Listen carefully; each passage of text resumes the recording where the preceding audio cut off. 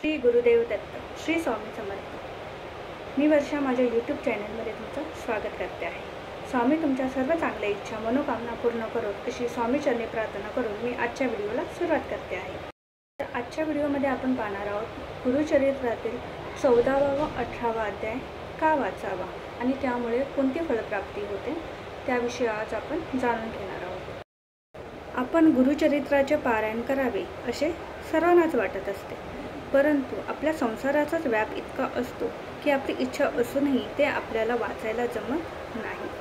आपण आज त्याच विषयी माहिती जाणून घेणार आहोत आणि त्याचबरोबर आपल्याला कोणत्या अटी कोणते नियम पाळायचे आहेत। कारण गुरुचरित्राचे जेव्हा आपण पारायण लावतो तेव्हा आपल्याला बहुतेक नाही खूप नियमांचं पालन करावं लागतं। खूप काटेकोरपणे काही नियमांचं पालन हे करावंच लागतं। परंतु या व्हिडिओमध्ये मी फक्त 14वा व 18वा या अध्यायाविषयी सांगणार आहे। तर त्याचे आणि नियम आणि अटी काय आहेत ते आपण या आजच्या व्हिडिओमध्ये पाहणार आहोत।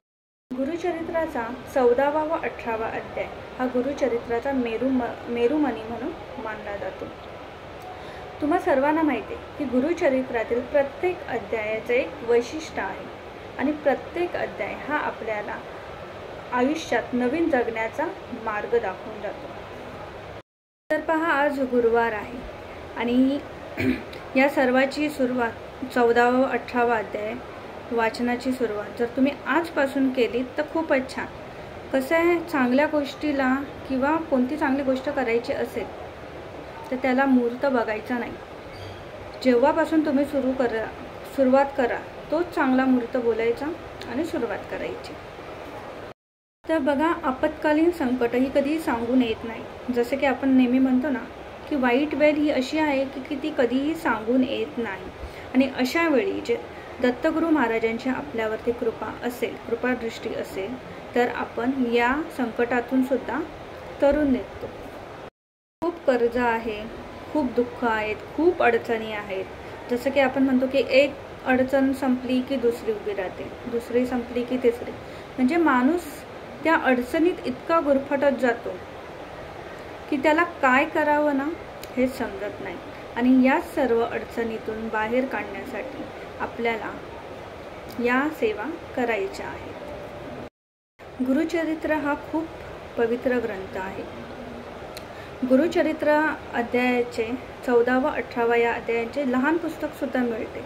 ते तुम्हाला कोणत्याही धार्मिक पुस्तकांच्या दुकानात सुद्धा मिळून जाईल।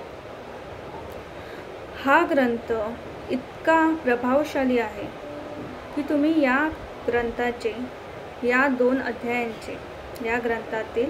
दोन अध्यायांचे रोज जरी पठण केले तर तुमच्या आयुष्यातील बहुतेक समस्या सुटायचे मार्ग मोकळे होतील। तर आता बघा, काहींना मानसिक त्रास असतो। हा त्रास सगळ्यात वाईट बेकार। कोणाचं गुरुबल खराब असतं। आता गुरुबल खराब असेल तर आपण काही वेळा बोलतो ना की एखादी पनौती मागे लागली की संपायचं नावच घेत नाही। एक नाही तर दुसरी नाही तर तिसरी, हे असं चालूच असतं। आणि अशा वेळी माणसाच्या मनात आपण आपलं आयुष्य संपवून टाकावं हे असे विचार येतात। हे ग्रंथ वाचल्याने, हे अध्याय वाचल्याने तुमचं जे मानसिक बल आहे ते मजबूत होण्यास सुरुवात होते। तुमचा गुरु हा मजबूत होण्यास सुरुवात होतो। हा अध्याय इतका प्रभावी आहे की तुम्ही आयुष्यभर जर याचं पठण केलं तरी तुमच्या आयुष्याचं सोनं झाल्याशिवाय राहणार नाही, हे मी तुम्हाला सांगते। आणि मला तुम्हा सर्वांना खरंच कळकळीची विनंती आहे की तुम्ही हे अध्याय आजपासूनच वाचायला सुरुवात करा। त्याचे नियम काय आहेत तर ते मी सांगते। नियम असे यासाठी फार काही असे नाही आहेत। तुम्हाला फक्त 2 हे अध्याय वाचायचे आहे। त्यासाठी मुळात आपण जेव्हा पाठ लावतो गुरुचरित्राचे जेव्हा पाठ लावतो तेव्हा त्यासाठी भरपूर नियम असतात की कांदा लसूण खायची नाही, गादीवर बसायचं नाही, गादीवर झोपायचं नाही, ब्रह्मचर्य याचं पालन करायचं, असे भरपूर नियम आहेत। तर यासाठी यातले कोणतेही नियम नाही आहेत। फक्त सकाळी तुम्हाला आंघोळ करून हे 2 अध्याय वाचायचे. ते 2 अध्याय वाचायला सुद्धा फार टाईम लागत नाही, कारण मी स्वतः वाचते हे अध्याय, त्यामुळे सांगते. नवीन असेल तर जरा थोडा टाईम लागेल, पण मला नाही वाटत नवीन असेल तरीसुद्धा टाईम नाहीच लागणार. खूप सोपे अध्याय, म्हणजे खूप छान आणि सुंदर अध्याय आहेत. तुम्ही स्वतः याचं पठण करा आणि त्याचा अनुभव स्वतः घ्या. या अध्यायांचे पठण जेव्हा तुम्ही कराल त्या दिवशी तुम्हाला मांसाहार करायचा नाही आहे.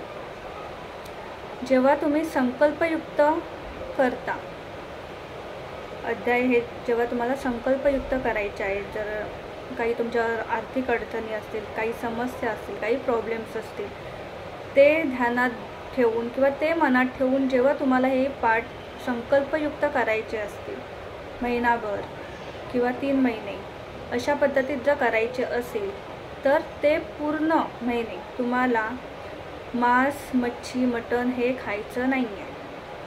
हा एक नियम तेवढा काटेकोरपणे पाळायचा आहे. जर संकल्पयुक्त करणार नसाल, रोज नित्यसेवा करतो तसे जर वाचणार असाल आणि जर मच्छीचा वार असेल तर मच्छी खाणार असाल तर ते अध्याय त्या दिवशी वाचूच नका. हातच लावायचा नाही आहे ग्रंथाला त्या दिवशी. तो वार सोडा.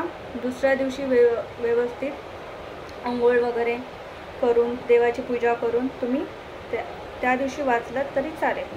परंतु मांस, मच्छी, मटण जेव्हा खातो त्या दिवशी आपल्याला हे पठण करायचे नाही आहे. तर बघा, हे दोन्ही अध्याय वाचताना मांसाहार वर्ज्य करायचा आहे. हा एवढाच नियम फक्त आहे, बाकी काही नियम नाही. आता बघा, एखादी व्यक्ती आजारी असते. आजार असा असतो की तो अगदी सर्व रिपोर्ट नॉर्मल असतात, डॉक्टरांना काही त्याचं निदान सापडत नाही, खूप प्रयत्न करतात तरीही तो आजार बरा होत नाही. तर अशा लोकांसाठी सांगते, अशा लोकांनी हे 2 अध्याय जरूर वाचा, बघा आणि तुम्ही स्वतः अनुभव घ्या काय फरक पडतो ते. हे अध्याय वाचताना तुम्हाला काळ्या रंगाचे वस्त्र परिधान करायचे नाही आहेत.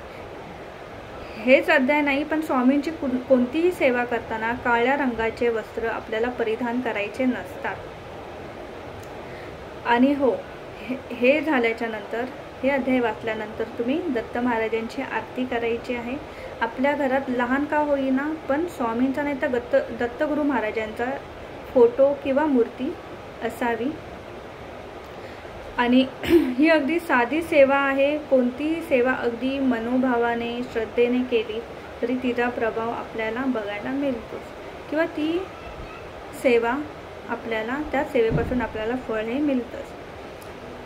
तर छोटीशी माहिती होती जी तुमच्यापर्यंत मला पोचवायची होती, ती झालेली आहे. माझा व्हिडिओ हा जर तुम्हाला आवडला असेल तर प्लीज लाईक, शेअर आणि सबस्क्राईब करायला विसरू नका. श्री स्वामी समर्थ. झालेली सेवा महाराजांच्या चरणी रुजू करून मी आजचा व्हिडिओ इथेच संपवत आहे.